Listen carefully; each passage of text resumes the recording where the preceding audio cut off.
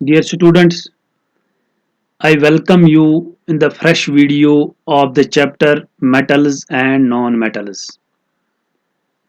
आज के इस वीडियो में हम बात करने जा रहे हैं about the extraction of metals. The extraction of metals.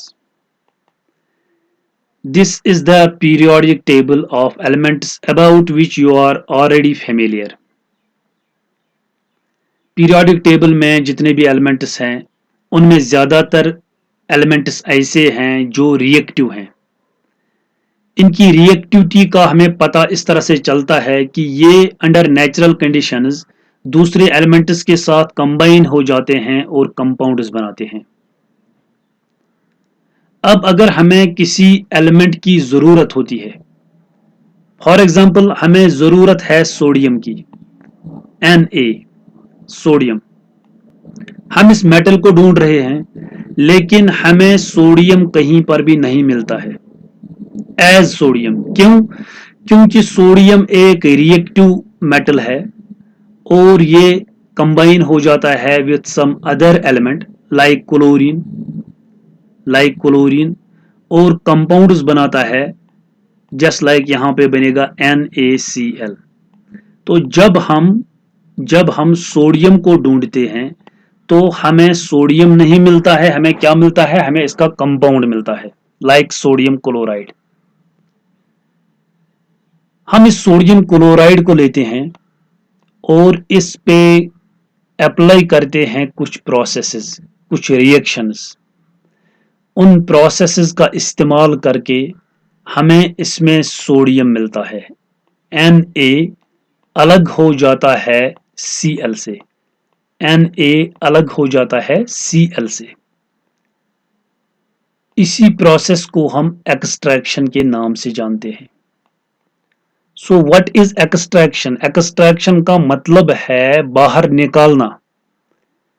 हम जो कंपाउंड्स अंडर नेचुरल कंडीशंस बनते हैं उन कंपाउंड्स को लेते हैं और उस पर कुछ प्रोसेसेस का इस्तेमाल करते हैं। उन प्रोसेसेस का इस्तेमाल करके हम मेटल्स को बाहर निकालते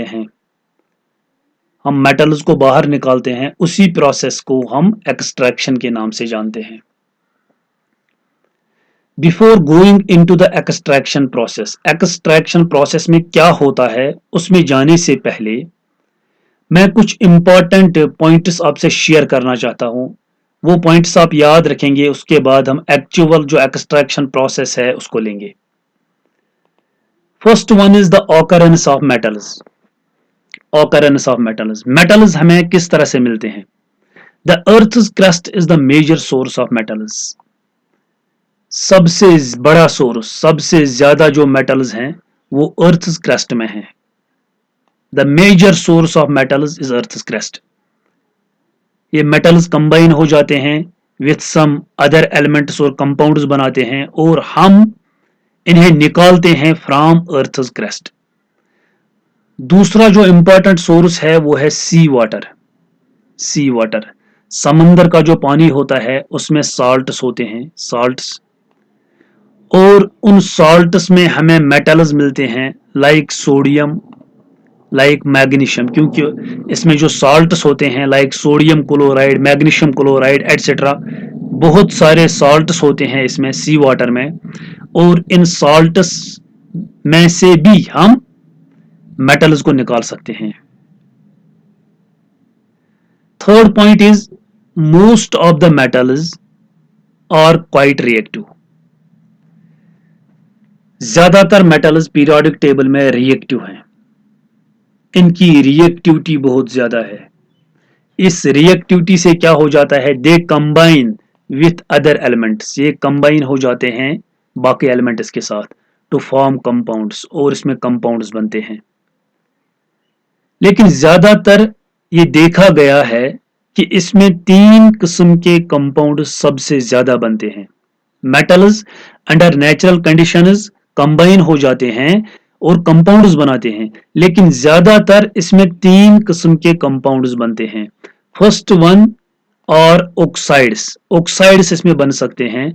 second sulphides and the third one carbonates. ये 3 किस्म के कंपाउंड सबसे ज्यादा पाए जाते हैं। अगर मेटल ऑक्सीजन के साथ कंबाइन हुआ है तो ऑक्साइड बनेगा, अगर सल्फर के साथ कंबाइन हुआ है तो सल्फाइड्स बनेंगे, और अगर कार्बोनेट्स के साथ कंबाइन हुआ है तो कार्बोनेट्स बनेंगे. And these processes take place under natural conditions. Last point is only a few metals like copper, silver, gold, etc. can be found in free state called native state.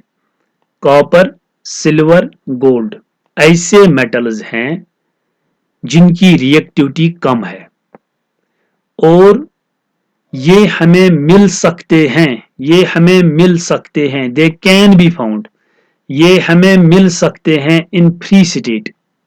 Free state means copper हमें copper की form में मिलेगा, silver हमें silver की form में मिलेगा और gold हमें गोल्ड की फॉर्म में मिलेगा. इनके फ्री स्टेट में मिलने के चांसेस हैं और इनकी फ्री स्टेट को हम नेटिव स्टेट के नाम से जानते हैं. The free state of metals is called native state. लेकिन ये एलिमेंट्स भी, जैसा कि देखा गया है, ये एलिमेंट्स भी, ये मेटल्स भी हमें कंपाउंड फॉर्म में मिलते हैं, लेकिन इनके मिलने के चांसेस हो सकते हैं इन फ्री स्टेट.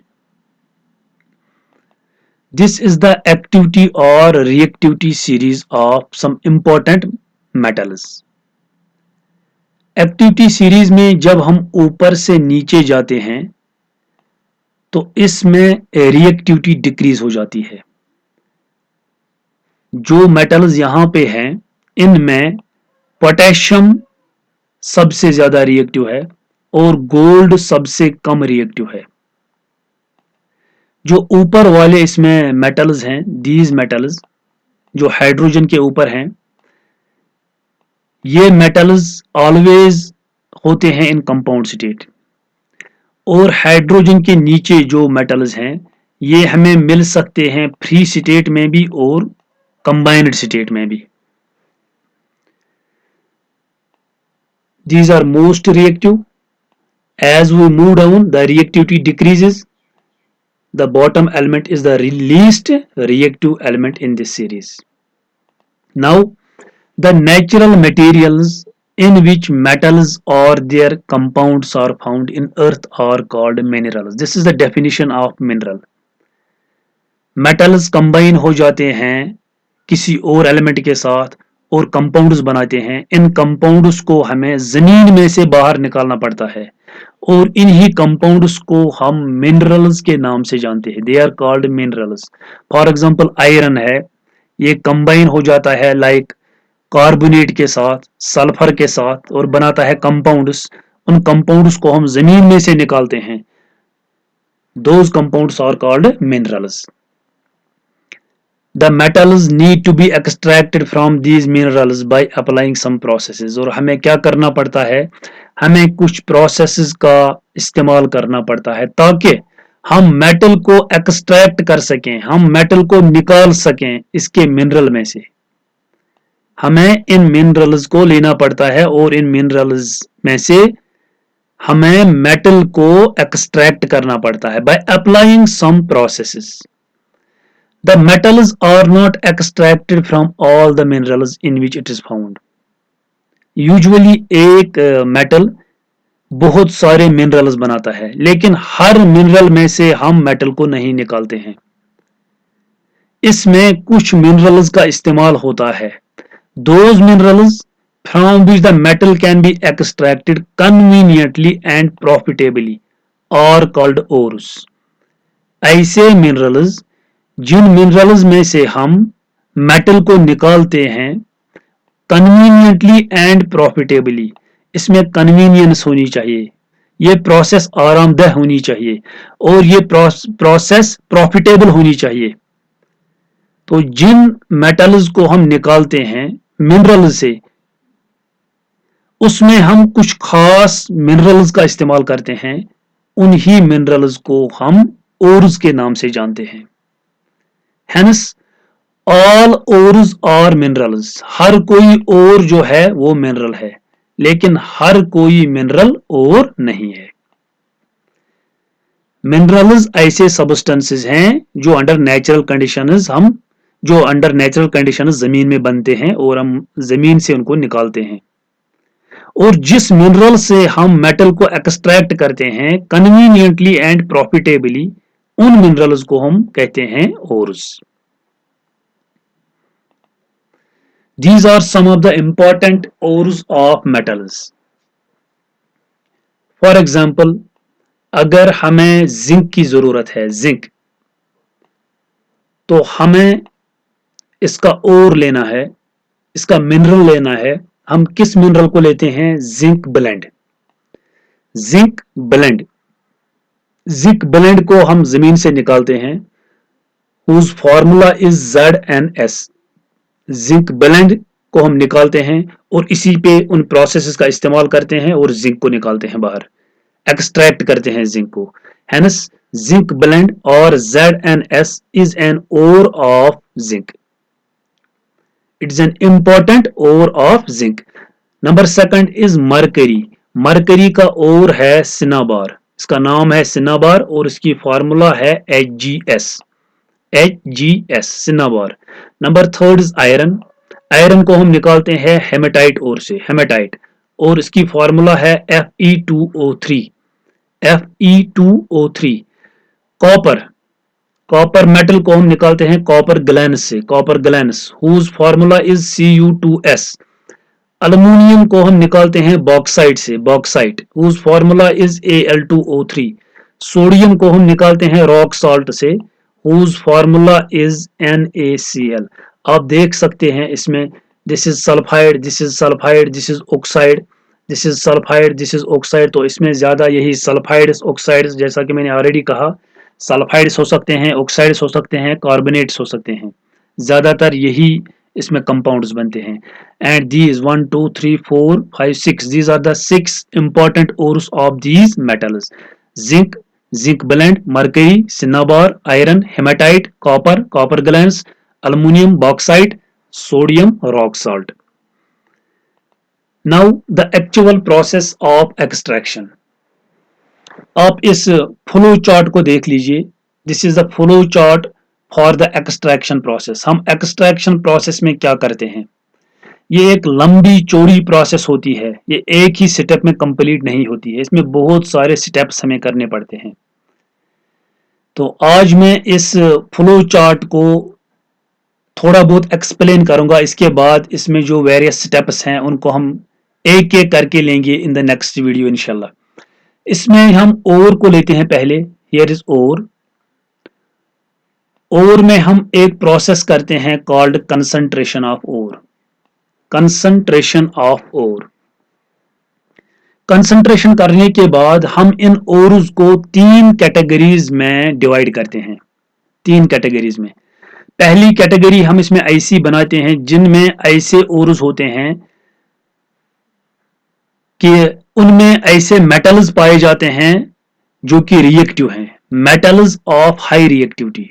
ऐसे ओर्स जिनमें ऐसे मेटल्स पाए जाते हैं कि वो हाईली रिएक्टिव हैं, ऐसे ओर्स को हम अलग करते हैं, मेटल्स ऑफ हाई रिएक्टिविटी। उसके बाद हम एक और कैटेगरी बनाते हैं मेटल्स ऑफ मीडियम रिएक्टिविटी, जिनमें ऐसे मेटल्स होते हैं जिनकी रिएक्टिविटी मीडियम होती है। And the third class is metals of low reactivity, ऐसे ओर्स जिनमें वो मेटल्स होते हैं जिनकी रिएक्टिविटी लो होती है, कम होती है। इनमें अलग अलग प्रोसेसेस का इस्तेमाल होता है। फॉर एग्जांपल, ऐसे ओर्स जिनमें वो मेटल्स होते हैं जो हाईली रिएक्टिव होते हैं, उनमें हम एक इंपॉर्टेंट प्रोसेस करते हैं, that process is called electrolysis of molten ore, electrolysis of molten ore. ये हम नेक्स्ट वीडियो में देखेंगे what is electrolysis and how is it carried out. उसके बाद इलेक्ट्रोलिसिस के बाद हमें क्या मिलता है? हमें प्योर मेटल मिलता है इसमें से।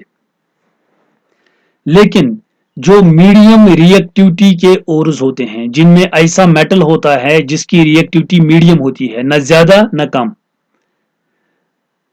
उनको हम फिर अलग करते हैं, 2 कैटेगरीज में हम इनको डिवाइड करते हैं। First category is carbonate ore, carbonate ore. Second category is sulphide ore. Carbonate ore उसको अलग करते हैं, सल्फाइड ओर उसको अलग करते हैं। कार्बोनेट और उसको एक प्रोसेस में हम लेते हैं, उस प्रोसेस का नाम है calcination, an important process calcination. और सल्फाइड और उसके लिए हम एक अलग प्रोसेस का इस्तेमाल करते हैं, that process is called roasting. इन दोनों प्रोसेसेस से whether we do calcination of carbonate ore और roasting of sulfide ore, हमें क्या मिलता है? हमें मिलता है ऑक्साइड ऑफ मेटल। हमें इन प्रोसेसेस से मिलता है मेटल ऑक्साइड। मेटल ऑक्साइड, इस मेटल ऑक्साइड को हम रिडक्शन करते हैं, एक अलग प्रोसेस में लेते हैं कॉल्ड रिडक्शन। रिडक्शन के बाद हमें इसमें से मेटल मिलता है इम्प्योर मेटल, और उस इम्प्योर मेटल की हम प्यूरिफिकेशन करते हैं। हम इस मेटल को प्यूरिफाई करते हैं और प्यूरिफाई करने के बाद हमें प्योर मेटल मिलता है। Now the third class of compounds in which those metals are present which have low reactivity, वो ज्यादातर होते हैं सल्फाइड ओर्स में, या हमें कन्वर्ट करते हैं इनको सल्फाइड ओर में। सल्फाइड ओर में जाने के बाद इसमें प्रोसेस की जाती है रोस्टिंग, रोस्टिंग की प्रोसेस, और रोस्टिंग के बाद हमें डायरेक्ट इसमें से मेटल मिलता है। रोस्टिंग के बाद हमें डायरेक्ट इसमें से मेटल मिलता है। आप यहाँ देख सकते हैं, यहाँ रोस्टिंग के बाद ऑक्साइड मिलता है, ऑक्साइड के बाद रिडक्शन करनी पड़ती है, रिडक्शन के बाद फिर प्यूरिफिकेशन, लेकिन यहाँ हमें रोस्टिंग के बाद डायरेक्ट इसमें मेटल मिलता है और उसी मेटल को फिर हम रिफाइन करते हैं in a process called refining of metals. This is the flow chart of extraction process. इसमें से जितने भी ये प्रोसेसेस हैं, उन प्रोसेसेस को हम नेक्स्ट वीडियो में लेंगे एक एक करके। Thank you very much.